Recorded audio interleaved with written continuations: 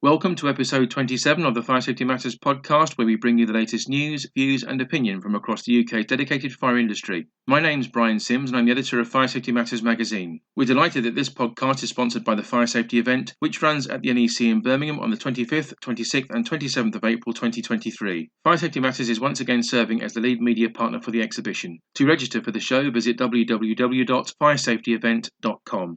Turning to the news now, and a government-backed professional indemnity insurance scheme for EWS1 assessors will be delivered by MGAM, itself an Acrisure partner, and SCORE in partnership with the Department for Levelling Up, Housing and Communities. External wall fire review process forms, commonly known as EWS1 forms, were developed by the Royal Institution of Chartered Surveyors, UK Finance and also the Building Societies Association to support the valuation process for high-rise residential buildings with cladding. At present, there's a clear shortage of insurance companies willing to provide professional indemnity cover to firms undertaking assessments of external wall systems in mid-rise and also high-rise residential buildings. This is contributing to issues in certain segments of the property market, with buyers unable to obtain the necessary certification in order to secure a mortgage. In the early part of last year, the Department for Levelling Up, Housing and Communities announced a government-backed professional indemnity insurance scheme for competent fire safety professionals undertaking EWS1 assessments to help resolve these issues. Under the new arrangement announced on Tuesday the 28th of June this year, the scheme will be delivered by MGAM through an insurance provided by SCORE UK, with Her Majesty's Government providing reinsurance coverage to the latter party. The scheme, which is due to be officially launched in September, will last for 5 years. After that period comes to a conclusion, it's anticipated that insurers will step back into the market, which will then remove the requirement for a state-backed scheme. Jason Anthony, CEO of MGAM, has said, when the government approached the market for a potential solution to this issue, MGAM recognised the extensive protection gap in the market and immediately responded to, and later won, the tender to administer a professional indemnity scheme for EWS1 assessments. We've worked closely with the Department for Levelling Up, Housing and Communities and indeed SCORE to create a solution that, over time, will enable the private markets to provide appropriate professional indemnity cover for risk assessors. Roman Launay, the CEO for Specialty Insurance at SCORE, has also commented, SCORE is delighted to be partnering with MGAM and the Department for Levelling Up, Housing and Communities in order to deliver insurance coverage that will ensure EWS1 assessments can be carried out properly and in a timely fashion, thereby enabling the purchase, sale or remortgage of homes in what is a challenging housing market. This initiative very much aligns with SCORE's raison d'etre, allowing us to reduce the protection gap for the ultimate benefit of society. Before announcing his resignation from the role on Friday the 8th of July, Lord Stephen Greenhalgh, the Minister of State for Building Safety and Fire, explained, "We are taking more decisive action than ever before to tackle overcautious lending and to help identify fire risks. I'm delighted that MGAM and SCORE are joining us in these efforts." Lord Greenhalgh continued, "Our new indemnity scheme will give EWS1 assessors the confidence they need to exercise their professional judgments and take a more proportionate approach towards their assessments. This is on top of nearly £700,000 in funding that we've delivered to train more assessors, and I'm very much looking forward to seeing the real-world impact of this effort." Stuart Andrew, the former Minister for Housing, observed, "In order to offer EWS1 professional indemnity insurance to competent assessors, my department must accept an unlimited contingent liability, with the Government Actuaries Department making a best estimate of expected losses at circa £100 million. The contingent liability being claimed is unlimited because there's no theoretical cap on the size of claims that could be made. However, the risk is limited by the number of buildings and also the number of EWS1 assessments." Andrew went on to comment, "To further mitigate this risk, we will only be offering professional indemnity insurance cover for accredited professionals who have the requisite training, expertise and knowledge to undertake the EWS1 assessment. In addition, completed EWS1 assessments will be subject to an audit process to ensure they're being completed accurately and with due process being followed. The cost of the scheme, including the expected losses, will be offset in full through premiums. EWS1 assessors will be required to purchase professional indemnity insurance policies for any EWS1 assessments they complete, with the funds gathered being accumulated and subsequently used to pay out on any insurance claim successfully made against the assessors. In this way, the scheme will operate on a fiscally neutral basis for central government." Commenting on this news on LinkedIn, Anthony Walker, Director at Circle and a member of the RICS UK and Ireland World Regional Board, noted, "The delay in reaching this position has, in my opinion, resulted in many surveyors not pursuing the RICS External Wall Systems Assessment Training Programme. Asking surveyors to commit well over 40 hours towards study for a qualification that was of little value without professional indemnity insurance was seen by many as not best use of fee-earning time." Walker went on to state, fact, since the RICS training programme launched in November 2020, I'm led to believe that the total number of individuals who've qualified is less than 100. Hopefully, this latest news from government will afford practising surveyors greater levels of confidence when it comes to the value of them committing their time to the EWS1 course. It's important to remember that an EWS1 form is not a government or regulatory requirement, and nor is it a building or life safety assessment. For its part, the RICS has published guidance on the criteria that should be used to determine whether a building needs an EWS1 form or not. That guidance was last updated on the 28th of January this year. For the first time, many leaseholders will now be legally protected from unfair bills to make their homes safe from fire, with measures in the Building Safety Act 2022 coming into force on Tuesday the 28th of June. Those responsible for historical safety defects and those who own buildings will instead be required to fund essential repairs. Some developers are already stepping up to the mark and doing the right thing. In fact, 48 of the UK's biggest home builders have agreed to fix life-critical fire safety defects on all buildings of 11 metres tall and above, for which they played a development or refurbishment role in the last 30 years. Stronger measures in the Building Safety Act include new powers for the Secretary of State to restrict irresponsible developers' ability to build new homes, an extension of the Building Safety Levy worth an estimated £3 billion, and an improvement centred on building owners' rights to launch legal action against developers. During his final days in post, Secretary of State Michael Gove wrote to freeholders and made clear that the days of leaseholders being faced with large invoices for building safety repairs are now over. The letter reminds freeholders that qualifying leaseholders now have protections in law from costs and that they will be acting illegally if they attempt to circumvent them. The letter also reminds them of their new responsibilities as part of the Building Safety Act, including the need to ensure that buildings have updated fire risk assessments in place that duly reflect the latest guidance on proportionality. Where freeholders or owners of buildings over 18 metres in height with cladding-related issues don't have clear plans to address them, they must have full assessments ready to submit to the Building Safety Fund. The latter is due to reopen for new applications very shortly, thereby helping to ensure those applications can be handled in good time and therefore reduce disruption and stress for leaseholders. They must inform and consult leaseholders throughout. If they don't address these issues, responsible authorities now have the legal power to compel them to remediate their buildings and to ensure that they meet the costs. Measures from the Building Safety Act have been prioritised to ensure leaseholders are protected. For the first time, qualifying leaseholders living in buildings above 11 metres tall or with at least 5 storeys will be legally protected from extortionate building safety costs. Qualifying leaseholders, i.e. those living in their own homes or with up to 3 UK properties in total, will be protected in full from the costs associated with the remediation of unsafe cladding. They will also have robust and far-reaching protections from the costs associated with non-cladding defects, including interim measures such as waking watch. It will be illegal for freeholders to pass on the cost of historical building repair works or the removal of cladding to any of their leaseholders, including non-qualifying leaseholders, if they are linked to the building's developer. It will also be illegal for freeholders to pass on any historical building safety costs to qualifying leaseholders if they pass the wealth test set out in law. Where a developer cannot be held responsible and the building owner is not required to meet the costs in full, leaseholders with non-cladding focused issues will also be protected by a cap on how much they can pay for these costs. The cap will only apply to non-cladding work for those whose property is valued at more than £325,000, that's in London, and £175,000 outside London, with owners of properties below this ceiling not required to pay anything. Where leaseholders have bought through shared ownership, their cap will reflect their share of ownership in the property. Any costs that are not recoverable from leaseholders will need to be met by building owners and landlords alike. Buyers of new build homes will be able to hold their developer responsible for safety and quality issues under a new scheme from the New Homes Ombudsman. The Building Safety Levy is to be charged on all new residential buildings. This is expected to raise an estimated £3 billion over 10 years and will fund a new central government scheme to pay for the removal of unsafe cladding on buildings of 11 to 18 metres in height where the developer cannot be traced or has otherwise failed to agree to cover the costs up front. Enhanced civil liabilities for building owners will enable them to launch legal action against developers, contractors and manufacturers for shoddy construction works and defective products proven to have caused homes to be deemed uninhabitable in the past 30 years. There are going to be extra powers for the courts in England and Wales to go after associated companies. Businesses who've hidden behind shadowy shell companies within their corporate structures can now be pursued for payment. These new laws will allow the government to consider appropriate action to pursue these companies as part of a new recovery unit based within the Department for Levelling Up, Housing and Communities. Further, tough regulations for the industry will enforce a higher quality of building standards, in turn ensuring homes are made safer and also that a proportionate approach is taken towards safety. A new new building safety regulator, overseen by the Health and Safety Executive, will enforce a new and more stringent regulatory regime on the safety and performance of high-rise buildings in scope in England. The building safety regulator will also consult on and respond to safety concerns raised by residents through a new residents panel. Finally, a national regulator for construction products will implement stronger standards on construction manufacturers here in the UK. Part of the Office for Product Safety and Standards, this new regulator will conduct vital market surveillance to pinpoint and remove unsafe materials on a faster basis, as well as confront poor practice by taking action against those who break the rules.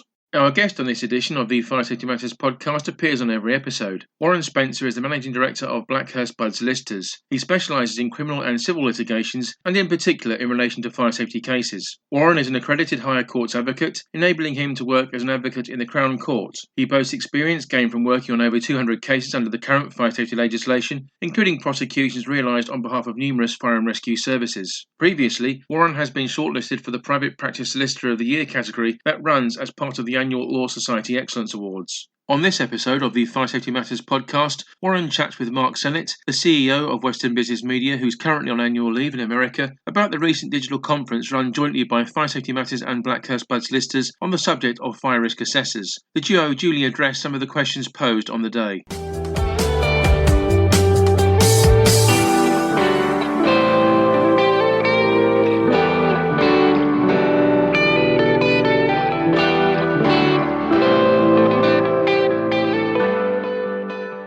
Morning, Warren. How are you?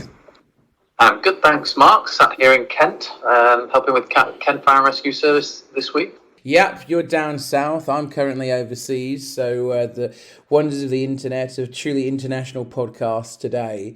So we recently worked together, didn't we, on a digital conference, and we had over 100 people come. It was a pay-to-attend digital conference, and it covered a range of legal matters. Now, the truth is, Warren, when you go through a 3-hour conference like that, we got through a lot of questions, but we had some really good ones that come in, and you and I thought, you know what, why don't we actually bring up those questions as part of the next podcast? So this has really been our first opportunity to do it, to be quite frank. So yeah, I wanted to ask you a couple of questions for the podcast from the webinar. But before I do so, why don't you just remind people what the conference covered and how it went? Well, we were looking at whether or not the fire risk assessor was being adequately protected and whether their voice was being heard, and trying to suggest a way forward so that their interests were protected. And we had a lot of input to that. There seemed to be a lot of goodwill for an organisation which did look after the interests of fire risk assessors, but at the same time, there was the question: do we need another institution or consortium or whatever to take that forward? So, it's a difficult one, but I think what came out for it, and I think we had some surveys done during the course of the webinar that said there was, I think, something like 86% in favour of having an organisation for representing fire risk assessors. And I know that's something that you're personally looking at now, and had conversations with people in the sector about. And, you never know, we might have something a bit more to say about that in coming weeks or months. But let's go to a couple of the key questions that came out that we thought were worth raising for listeners of our podcast here to hear what was said. So first question came in was, where you have a right to manage situation and a board of directors who are residents, could the board of directors be the accountable person, or can an entity be the accountable person? So you'll probably put a bit more context to this, Warren, that question, and I'll let you answer it. So when someone mentions the accountable person, I'm assuming they're referring to the Building Safety Bill, because that's the phrase that's used in that bill. Obviously, I'm used to dealing with the responsible person, and of course the government have given guidelines as to the accountable person. I have a bit of an issue with it because the government suggests that the accountable person will usually be the same as the responsible person, and I don't think that's necessarily the case. The responsible person is very often in a workplace the employer, and in buildings there can be a number of employers, so saying the accountable person is the same as the responsible person isn't actually correct in my view. As to whether or not the accountable person can be board members or a board member, or an entity. Well, if you apply the same principles that we apply to the responsible person, as I've just said, the responsible person is usually in a workplace is the employer, and very often an employer is a corporate entity and a company, and of course that means that they are a legal persona, and therefore the company would have the right. If the building safety bill follows the fire safety order, directors could still be accountable, as with Article 32(8) of the fire safety order, but only if the company commits an offence with their consent, connivance, or neglect. So usually you wouldn't go after individual directors unless they had a very specific responsibility in respect of managing a building, and they failed to do it, and it was very clear that what they should do, or what that they admitted to do something that they should do, or they did something they shouldn't do. So the answer to the question is both could be liable, but usually it would be the corporate entity with the contract to manage, if we were to follow the same sort of principles that we've got for the fire safety order. And the other question that we wanted to go over today was one that I know we could probably spend quite a bit of time on, but we definitely thought it was worth mentioning. And this question came in during that conference, and that was, do you feel there's been a missed opportunity to introduce fixed penalty notices, for example, for failure to undertake a fire risk assessment or review rather than just prosecutions? Now, I know you have a view on this, Warren. Listen, fixed penalty notices have worked really well in other areas of the criminal justice system, because one of the principles of justice is that it happens quickly and effectively.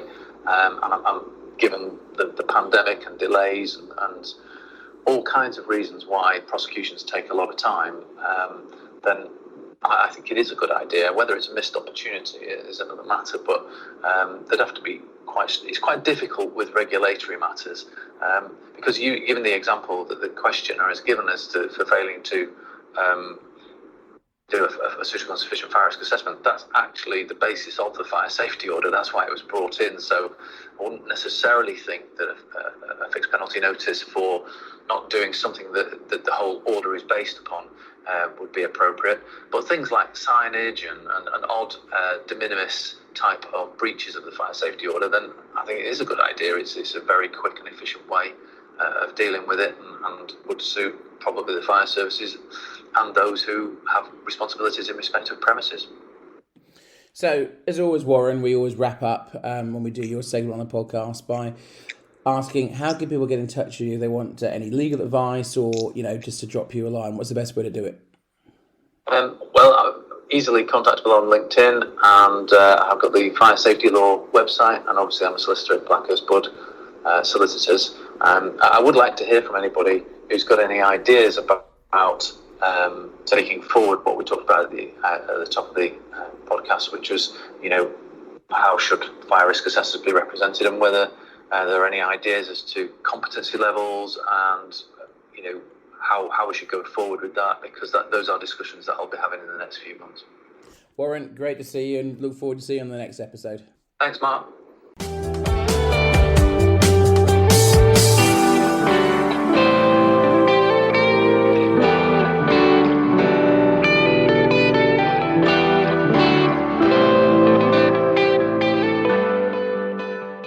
Returning to the latest industry news now, and Disability Rights UK, CladDag and also Grenfell United have launched a petition calling on the government to implement the Grenfell Tower Public Inquiry recommendation on Personal Emergency Evacuation Plans, or PEEPs. The Phase 1 report of the Grenfell Tower Public Inquiry recommended that the owner and manager of every residential high-rise should be legally required to prepare PEEPs for all residents whose ability to self-evacuate may be compromised. Additionally, Dame Judith Hackett's report, entitled Building a Safer Future, recognised the need for provisions for disabled and potentially vulnerable people. Here in the UK, over 40 million people have a disability. Cognitive and physical impairments are factors that can influence the ability to evacuate a property. In addition, a major fire in a high-rise building does not just put the occupants of a single household in danger, but potentially multiple occupants in several dwellings above and below the seat of the blaze as well. The new petition, launched during the week of the 5th anniversary of the Grenfell Tower tragedy, requires 10,000 signatures for the government to respond and 100,000 in order for it to be considered in Parliament. While evacuation evacuation plans are critical in the event of tenants needing to leave a given building, there are also new and intelligent ways in which to help mitigate fire risks for the estimated 43% of social housing residents living with a long-term disability before a 999 call needs to be made. Industry experts are now using the Internet of Things to transform fire safety for those most at risk in our communities. Data monitored in real time can be used to alert social landlords to the status of alarms in the property, including when they are triggered and when they need to be replaced. Being able to combine this information with data on individuals' physical or mental status is absolutely critical. If someone is suffering from dementia, is partially sighted or uses a wheelchair, their ability to respond quickly in the event of a fire may well be compromised. This data is crucial for providing a high level of care and protection for the most vulnerable. Nick Rutter, Fire Angel's co-founder and chief products officer, has commented, "We're at a stage now where technology can shoulder some of the responsibility of fire safety. Housing providers, fire and rescue services and regulators alike can use it to protect tenants and homes more effectively, ensuring that everyone receives the help they need and when they need it." Rutter also stated, "Looking to the future, we need a combination of the Internet of Things, robust fire detection and alert systems, and evacuation plans designed to ensure tenants feel safe in their homes and that a tragedy like Grenfell never happens again." In parallel, the Fire Brigades Union has revealed that 221 firefighter positions have been cut since the Grenfell Tower fire. The figure emerges after large cuts to the fire and rescue service in the run-up to Grenfell, with the UK, for example, losing over 11,000 firefighter roles between 2010 and 2017. That's nearly 1 in 5 and, according to the FBU, represents the government's failure to change course after years of deep cuts prior to the events that unfolded at Grenfell. Matt Rack, the FBU's General Secretary, has stated, "Despite the worst UK domestic fire in living memory, the government is still failing to change direction and take fire safety and the fire and rescue service seriously. It's an insult to the people who lost their lives and an insult to the Grenfell community." The Association for Specialist Fire Protection has announced the election of its new governing council. The move follows in the wake of the organisation's annual general meeting, which was held at the Sadler's Hall in London on Thursday the 7th of July. Council members for the ASFP are elected every year, while the chair and vice chair remain in place for a 2-year term. The role of the ASFP Council is to advise and guide on the forward direction for the organisation, with a keen focus on 4 key areas: establishing the ASFP's vision, mission and values, setting strategy and structure, delegating to management and the executive board as appropriate, and also exercising accountability to shareholders while being responsible to relevant stakeholders. Every ASFP member company can put forward a candidate for election to the ASFP Council, while every ASFP member has 1 vote in governing council elections. As stated, each elected ASFP Council member sits on the Council for a term of 1 year, after which time they automatically retire. At this point, they can then stand for re-election or step down. Any elected ASFP Council member has a responsibility to represent the sector to which they are elected and should not be restricted by their own role or company position. The ASFP Governing Council now comprises Chris Miles of UL, who's serving as Chair, Vice Chair Clive Miles of CLM Fireproofing, Clive Atkins from the Fire Protection Coatings Group, Kerry Blackshaw of Minster, Sharon McClure of Avesta Scotland, Nigel Murray from ETEX Building Performance, Robert O'Byrne of Tenants Building Products, Jamie O'Hagan from Structural Fireproofing Systems, Ian Outram of CPG Europe, Philip Sargent from IFC Certification, and also Bob Westcombe of Rockwall. ASFP CEO Steve Davis has stated, "We are pleased to announce the appointment of our new ASFP Council. While we thank our returning Council members for their continuing support, we particularly welcome those who are newly elected." Davis went on to comment, "The ASFP Council plays a key role in guiding strategy for the organisation, and we welcome the important input we receive from members who give up their valuable time. As the association grows and we bring in new services, this engagement is crucial to ensure that we continue to meet the changing needs of members from every category." The ASFP is governed via a simple structure involving an executive board and the council, with day-to-day management and operation the responsibility of the CEO and chief officers. The executive board is composed of the ASFP chair and vice chair, the CEO, and also the business manager. In parallel with the ASFP's news, FireQual, the specialist awarding body for the fire protection industry that's continually working for the betterment of knowledge and skills, has announced details of the latest appointment to its senior management team. Steve Scarrett joins the organisation from his former role as Head of Prevention and Protection Training at the Fire Service College to take up the post of Qualifications Manager. Offering nationally regulated qualifications for multiple areas of fire safety, FireQual is heavily invested in adding to its existing suite of qualifications. The addition of Scarrett to the team will aid in accelerating this expansion and also continue the excellent progress made since FireQual was first established back in September 2020. Throughout his career to date, Scarrett has been heavily involved in training, including acting as interim Head of Learning and Development at the Fire Service Service College. Prior to that, he served as Curriculum and Qualifications Manager for the Fire Protection Association. Commenting on Scarrett's appointment, Nick Preston, Director of Qualifications at FireQual, said, "We're thrilled to add Steve to the FireQual team. His tenured career up to this point will be invaluable in helping us to drive forward FireQual and indeed the future of fire and life safety focused qualifications across the board." Preston continued, "It's essential that, where possible, the industry has robust yet accessible qualifications available for those areas which do not have a current provision, or where working practices require new and forward-thinking qualifications designed to meet industry needs." Adding Steve and his vast experience, notably so that pertaining to training, further strengthens the support FireQual can provide to the fire industry, not to mention the wider life safety sector itself. In response, Steve Scarrett observed, "I'm excited to join FireQual at this very interesting stage of its growth. I trust my experience within the fire sector will benefit the organisation in helping to nurture qualifications that will maintain and raise practitioner skills at what is undoubtedly an important juncture for the industry. I'm very much looking forward to the challenges and opportunities ahead." FirePro UK, the fire suppression systems specialist, has confirmed its participation in the Fire Safety Matters Digital Conference 2022, which runs on Wednesday the 12th and Thursday the 13th of October. Between 1pm and 1:45pm on Wednesday the 12th of October, Tony Hanley, the Managing Director of FirePro UK, will be delivering a presentation entitled Fire Suppression Systems for Non-Occupied Spaces in Residential Premises. Legislation for residential fire safety projects focuses on requirements around material types, compartmentation, and the levels of fire detection and escape lighting systems, etc. However, non-occupied spaces such as roof voids containing solar or plant equipment, lift motor rooms, electrical intakes, distribution and riser spaces, as well as bin stores, etc., are all too often afforded only the bare minimum of consideration. In a commercial environment, the opposite applies, driven by the risk assessment or insurers' requirements that consider such areas to be mission critical and therefore meriting investment in a fire suppression system. A fire is still a fire, so why the difference? Asked Tony Hanley. Should housing developers and providers adopt a more risk-based and pragmatic approach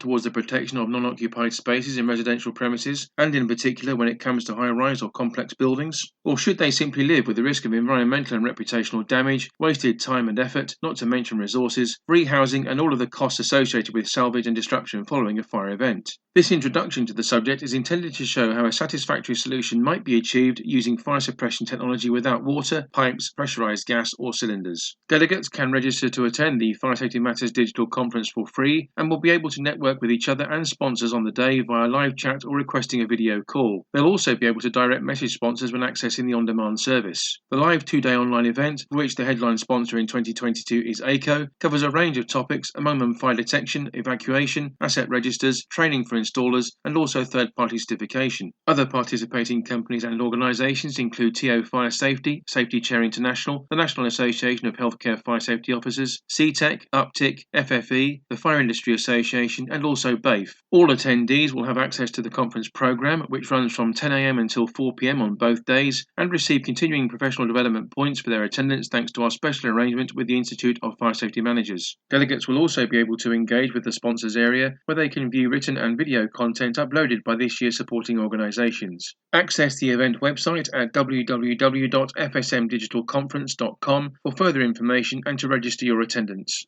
That brings us to the end of this latest edition of the Fire Safety Matters podcast. Many thanks indeed to Warren Spencer, the Managing Director of Blackhurst Budd Solicitors, for once again delivering an excellent insight on legal issues pertaining to the fire sector. You can read more on the issues raised in this edition of the podcast and others by visiting the Fire Safety Matters website. The web address you need to access is www.fsmatters.com. We do hope you've enjoyed the content delivered in the podcast and found it informative. Please do contact us if there are any particular themes or issues you would like us to explore on upcoming broadcasts. You can do so on Twitter by using the hashtag FSMPodcast. On that note, do make sure you follow us on Twitter at FSMatters_MAG and also access our LinkedIn page at Fire Safety Matters magazine and website. Please do like and share the content of our regular podcasts and spread the word among your industry colleagues. You can listen to the Fire Safety Matters podcast for free on iTunes, Spotify, YouTube or Podbean. All you need to do is enter the term Fire Safety Matters into your chosen platform search box. We'll see you next time.